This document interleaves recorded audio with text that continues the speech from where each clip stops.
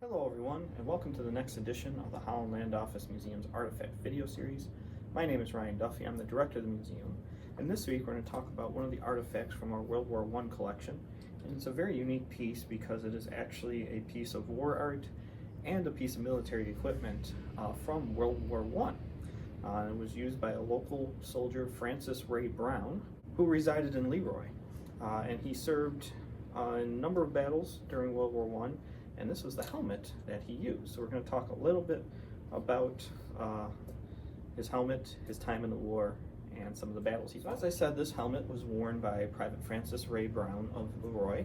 He joined into military service in the Army in May of 1918 and was mustered out about a year later, but saw some of the heaviest fighting on the Western Front that the United States was involved in.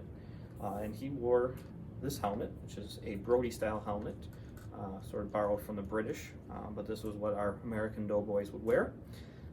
And after the war, he took it upon himself to paint it to denote his areas of service and decorated it with American flag and the AEF, the American Expeditionary Force, which is what the Army was known over in France. Now, Private Brown was part of the 326th Infantry and was part of the machine gun company within that unit.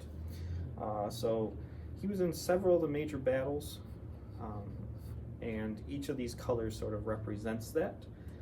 So this is something we call war art, something that soldiers would create during or after their time in service based off either military equipment or something related to that. So it's something very unique, as really one of a kind in the sense of this soldier created this just for himself, but also to tell some of the story of his time in the service, which it wasn't always easy to do. So maybe this was his way of communicating that without having to get into great detail.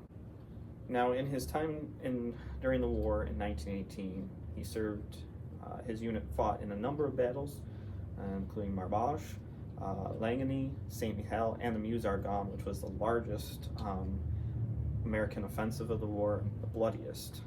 And a lot of local soldiers fought in that conflict, including Private Brown, but he came out unscathed, was not wounded to our recollection, and returned home. But we have this piece in our collection to remind us of his service. And it's a very colorful piece, especially against the rest of the Army khaki and olive green that you see often in World War I military equipment. Well, I hope you enjoyed this edition of our Artifact video series, learning a little bit more about this World War I helmet. If you enjoyed this video, be sure to give it a thumbs up or subscribe to the channel, as it helps us out a little bit and gets you notified even quicker when we release new videos. And be sure to check out our back catalog, as there is a ton of information and material out there. Almost 200 artifact videos, guest speakers, concerts, Java with Joes, other presentations. A lot you can check out on the channel. But as always, the best way to learn about any of the artifacts or stories that we feature in these videos is to stop by the museum and see it for yourself. You can see a lot of these things up close and personal, and we'll be able to share even more information with you. And if you're really interested in the local history of Genesee County and enjoy what we do here at the museum, consider supporting us by becoming a member, which can go for as little as $25 for the year, and get you a lot of extra benefits added on.